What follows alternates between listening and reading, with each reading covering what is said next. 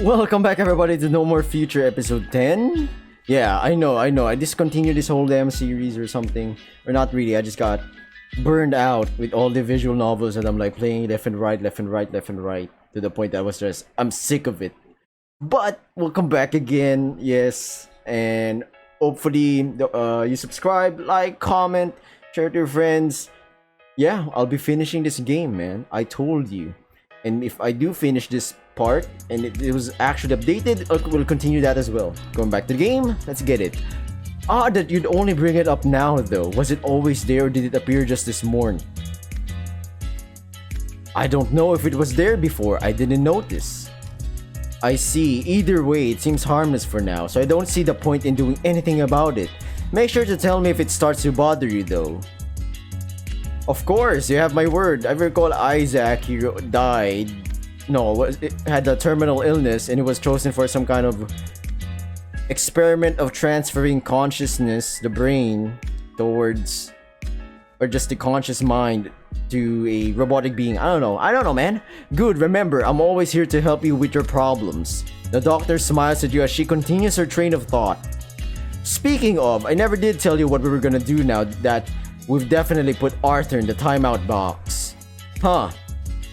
Yeah, we didn't. I totally blanked out on that. Arthur was supposed to help me get acquainted with all these new features I supposedly have access to, wasn't he? Things like internet access and control over suboptimal attachments? Subcutaneous, under the skin, not underperforming. And oh boy, if you think all you can do is shitpost on social networks without the need of a smartphone, well, you say that, but I still have no idea how any of these things work. Arthur managed everything for me back home, but now that I got rid of him, what am I supposed to do? Got any synthetics for dummies? Ebooks I could download? Well, it's not going to be so simple, ideally. Ideally, we'd start some sort of class for synthetics to learn how to adapt to their new bodies and everything. But our logistics are currently too spread out to allow for anything of the sort. Not to mention, we simply don't have the time or the manpower to pull off something like that. So what are we gonna do? Hire a tutor, of course. Tutor. A tutor. Am I pronouncing that correctly? I'm opening up Google real quick, everybody. Hold on for a quick second. Alright, you're gonna hear it as I did. Tutor. Okay. Tutor. The feline suddenly turns to face the entrance to the office, a smug grin on her face. Speaking of, Nats! You want to make a dramatic entrance, didn't you?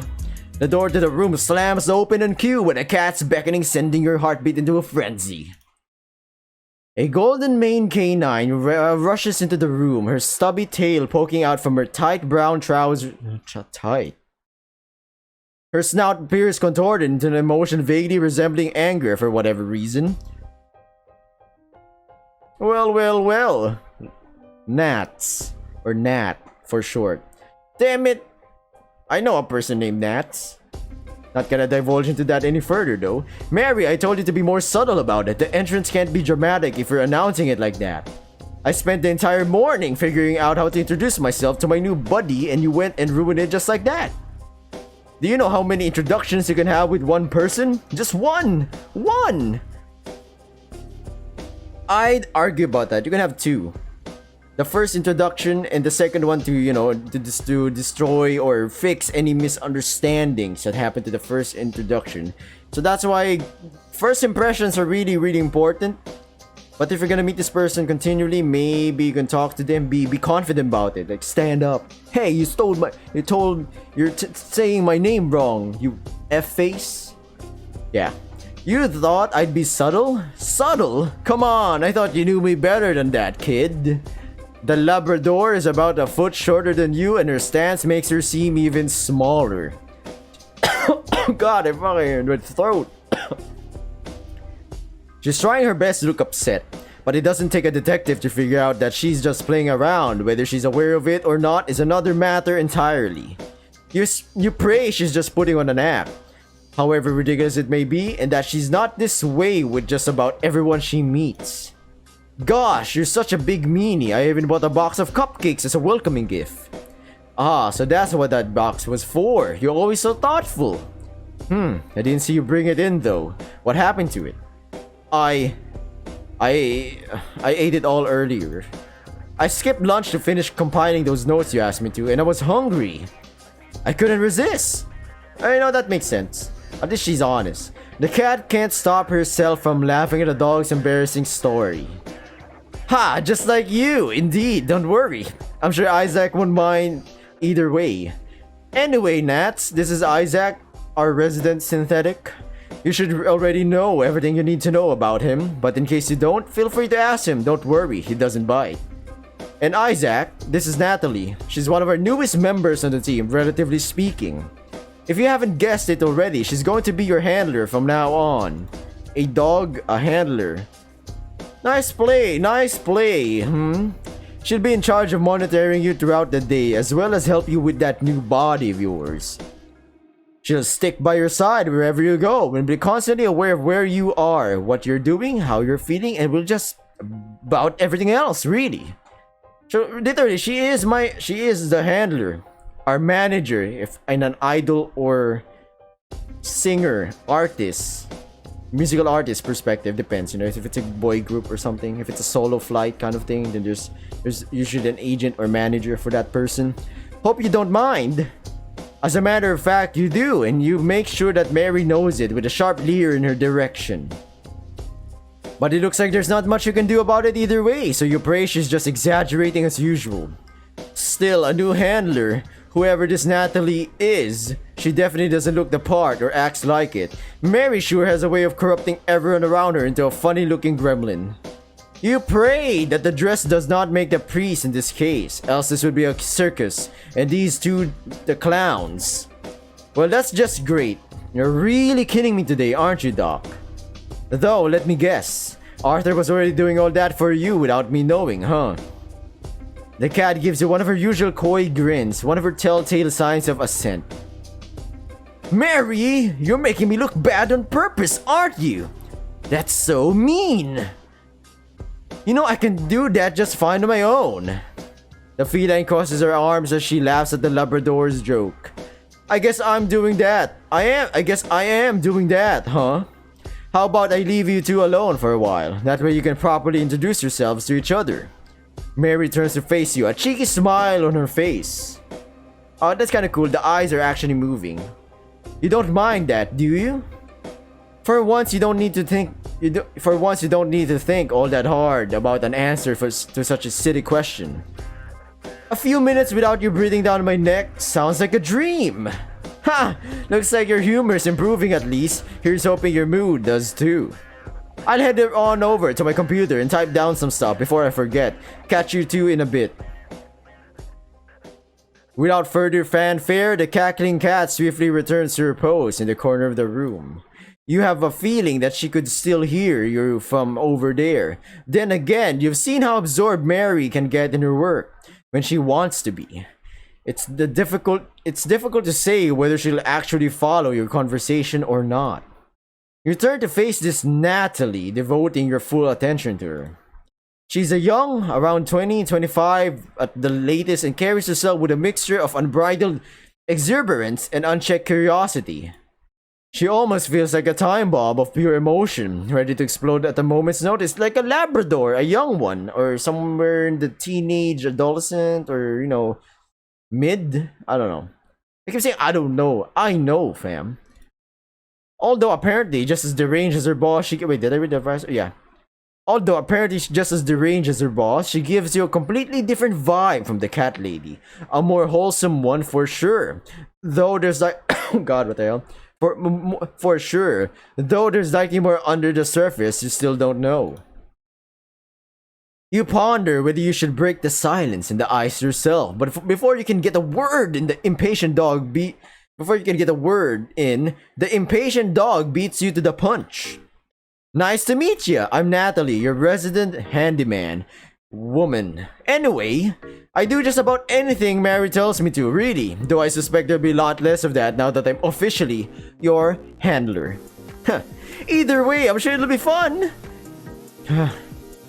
It's nice to meet you too. I'm Isaac, though I suppose you knew that already. I did, but nothing beats hearing it from you. Words on the lab report only tells you so much about the real thing.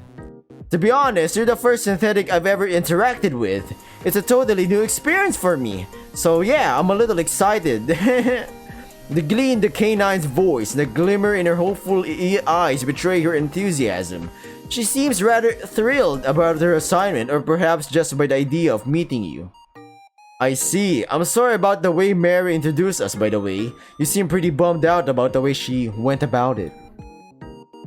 Oh, Dad, it's alright. I was mostly joking. I told her how I planned to go about greeting you, and she probably did things this way to spare you the embarrassment. Huh? How so? Yeah, how so? How embarrassing would it be? What kind of thing is she gonna do? Was it like a prank? Surprise? Is it gonna be an awkward kind of introduction? Sometimes I do that. Not intentionally. I'm just really awkward.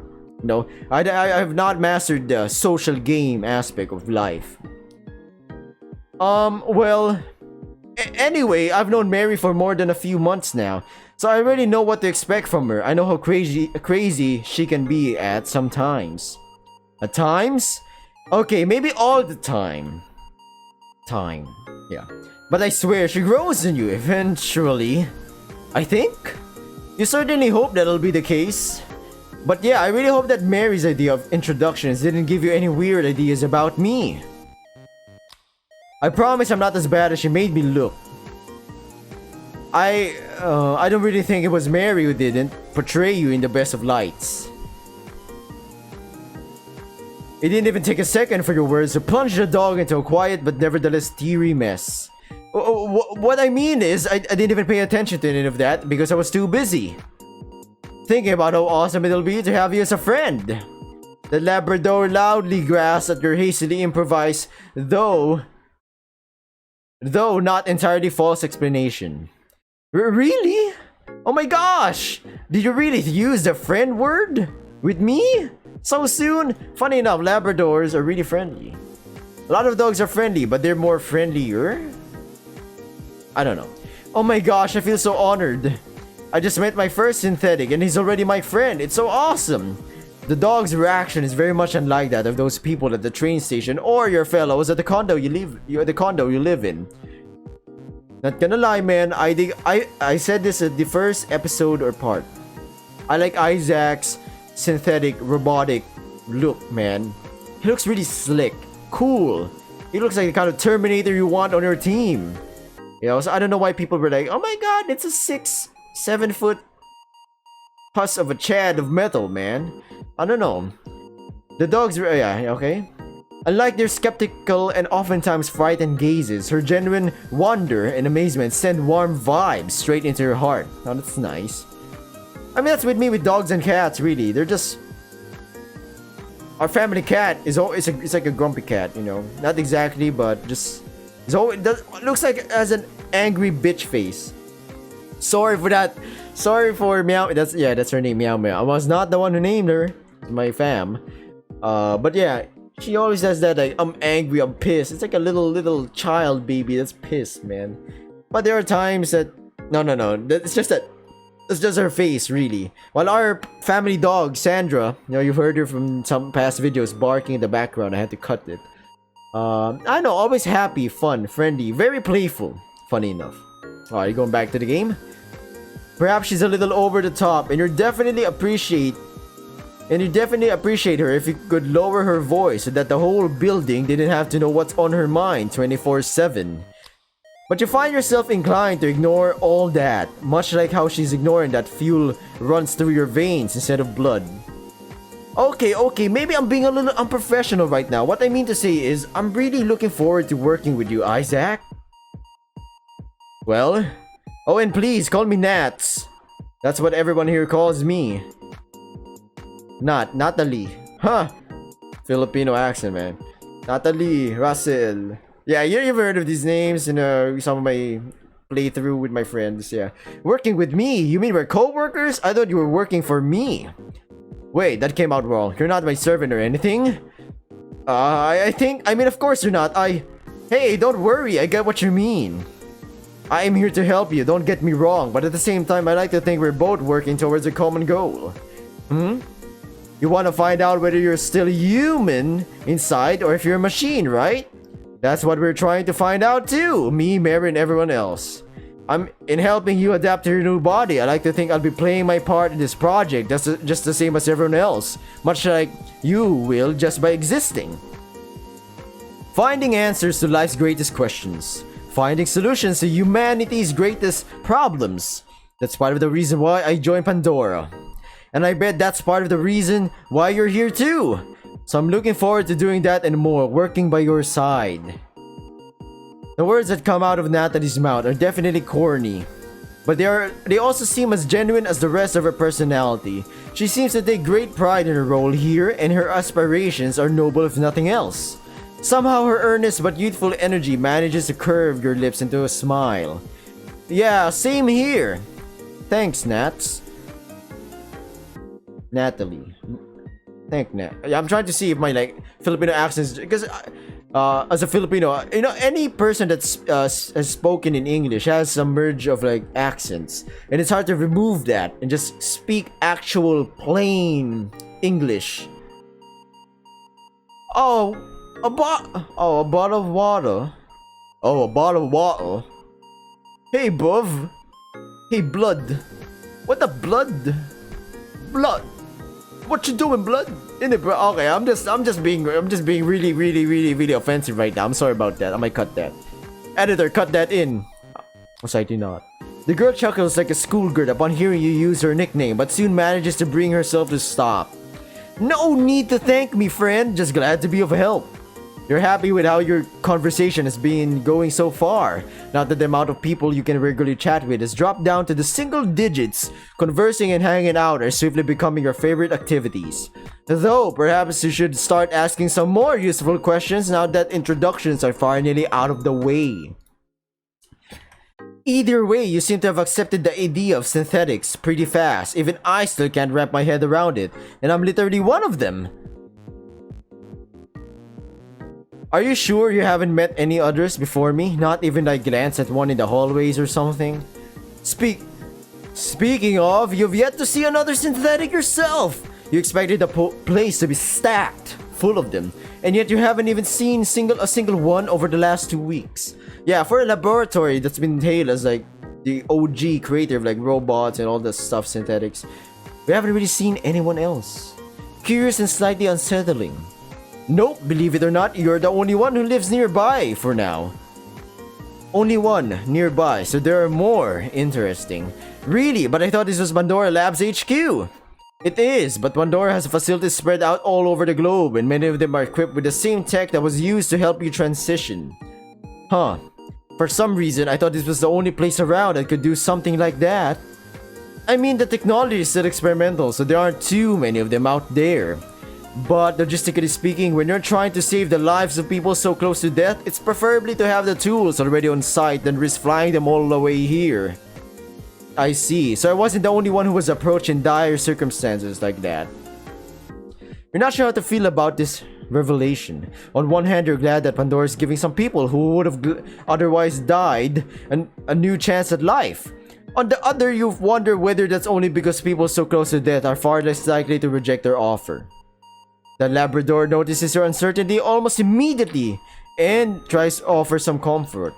I think dogs or animals have this senses that, okay, my human companion here, well, this person feels like they're down in the dumps, sad, I'm gonna try to cheer them up. You know? Which is a pretty nice courtesy. Dog or cat. But this depends on the personality of your pet friend.